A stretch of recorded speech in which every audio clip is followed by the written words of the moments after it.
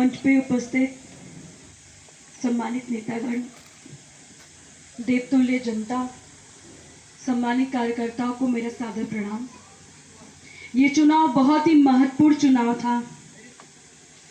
इस चुनाव में ये चुनाव मैंने नहीं लड़ा है, ये चुनाव मेरी जनता ने लड़ा है। ये चुनाव मैंने नहीं जीता है, ये चुनाव मेरी जनता ने जीता है। ये चुनाव में मुद्दों की जीत हुई है, इस चुनाव में किसानों की जीत हुई है, इस चुनाव में महिलाओं की जीत हुई है, इस चुनाव में युवाओं की जीत हुई है, इस चुनाव में संविधान की जीत हुई है, इस चुनाव में पीडीए की जीत हुई है। और इस जीत का श्रेय मैं अपनी मशीशल लोकसभा की जनता को देना चाहूंगी।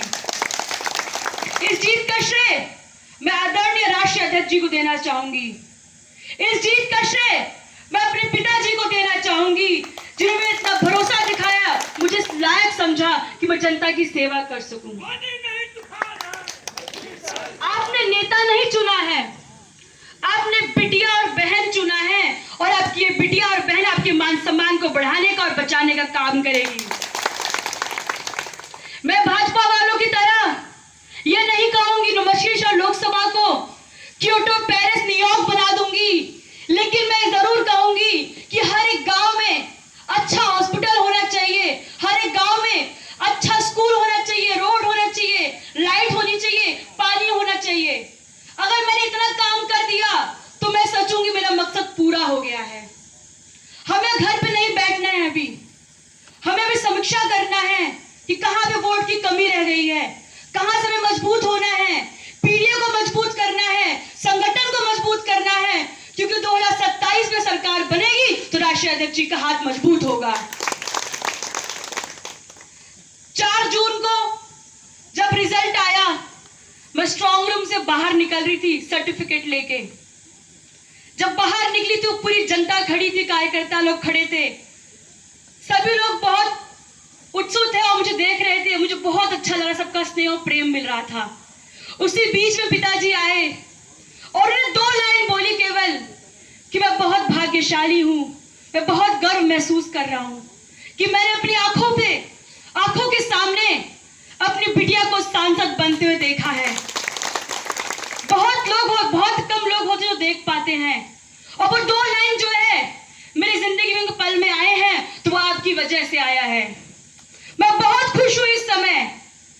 इसी तरह एक और पल आया, मुझे याद आया जब मैं 10 साल की थी, 10 साल पहले कई बार ऐसे जब लोकसभा जाया करती थी, जब मैं घुसती तो सिक्योरिटी वाले भैया कहते थे सांसद जी की बिटिया है, और 10 साल बाद जब मैं घुसी हूं तो कहते सांसद जी के पिताजी हैं, और पिताजी के चेहरे पे जो मुस्कान थी वो मुस्कान आपकी वजह से आया है। इसके लिए बहुत बहुत धन्यवाद।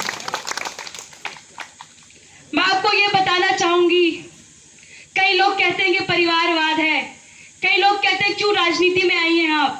मैं यही कहूंगी पिताजी ने कभी नहीं बोला राजनीति में आई हैं आप, उन्होंने हमेशा बोला आप रहिए वहां, अच्छे से पढ़िए लिखिए, पढ़ना जरूरी है।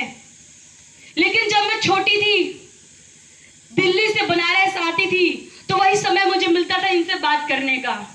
उस समय मुझे बताया करते थे कि कितना संघर्ष किए हैं, दादाजी की बात बताया करते थे कि किसान वो खेती करते थे और कैसे लाइट ना होने की वजह से दिन में पड़ते थे, कैसे नमक रोटी खा के दिन निकाला करते थे, कैसे हम जातिवाद हमने देखा है अपने साथ होते हुए, कैसे लोगों ने डिस्क्रिमिनेशन किया हमारे साथ। उस समय पिताजी मुंबई चले गए थे नौकरी के लिए, चौकीदारी की नौकरी की है, छोटी मोटी नौकरी की है घर चलने के लिए, टिकट के पैसे नहीं हुआ करते थे मुंबई जाने के लिए, और माताजी अकेले हम लोग को संभालती थी। तो मैंने सोचा कितना संघर्ष किया इन्होंने। और 99 में जब पहला चुनाव लड़े तो हमारे पास पैसे नहीं थे, लोगों से चंदा लेके चुनाव लड़ा था, राजदूत से चुनाव का प्रचार करते थे। तो मैंने सोचा जब इनके पास कुछ नहीं था तो आज ये यहाँ पे खड़े हैं, जब मेरे पास सब कुछ है तो मैं क्यों समाज सेवा कर सकती हूँ। उस समय मैंने सोच लिया था कि मुझे जनता मौका देगी तो मैं जरूर समाज सेवा करूंगी, और मेरा सपना आप मेरी जनता ने पूरा किया, उसके लिए बहुत बहुत धन्यवाद। मैं आपको यही कहूंगी, सभी लोग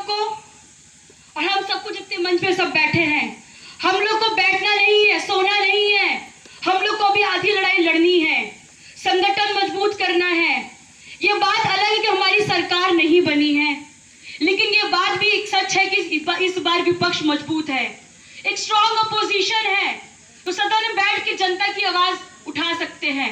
मुद्दा वही रहेगा, चाहे किसानों का मुद्दा हो, एमएसपी कानून का मुद्दा हो, गरीबी का मुद्दा हो, गरीब अमीर हो, जो डिफरेंस है ये मुद्दा हो, चाहे नौकरी का मुद्दा हो, चाहे अग्निवीर का मुद्दा हो, चाहे पेंशन का मुद्दा हो, और मेरा कर्तव्य बनता है कि आपके मुद्दों को सदन में रखूंगी मैं।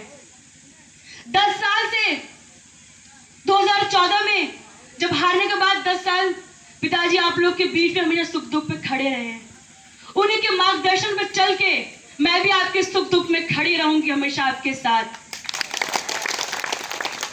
मैं छोटी उम्र में मुझे बहुत कुछ सीखना है आप सबसे अभी, और मैं यही करूंगी कि मुझे हर धर्म जात के लोगों ने वोट किया है। मैं अपनी तरफ से यही कोशिश करूंगी, मैं सभी जाति धर्म को साथ लेके विकास करूंगी। मेरा ये मानना आप सबसे कहना है, आधी रोटी खाने के लिए बच्चों को पढ़ाई जरूर कराइए। शिक्षा से हर व्यक्ति मजबूत होता है, शिक्षा रहेगा तो अपनी लड़ाई आप खुद लड़ सकते हैं।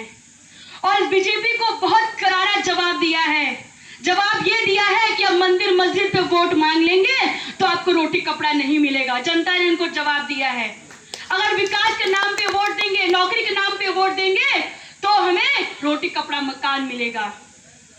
ये कहते हैं अब कि अयोध्या की जनता ने ठीक नहीं किया हमें वोट देके, जनता ने बहुत गलत किया, हमें वोट नहीं दिया है।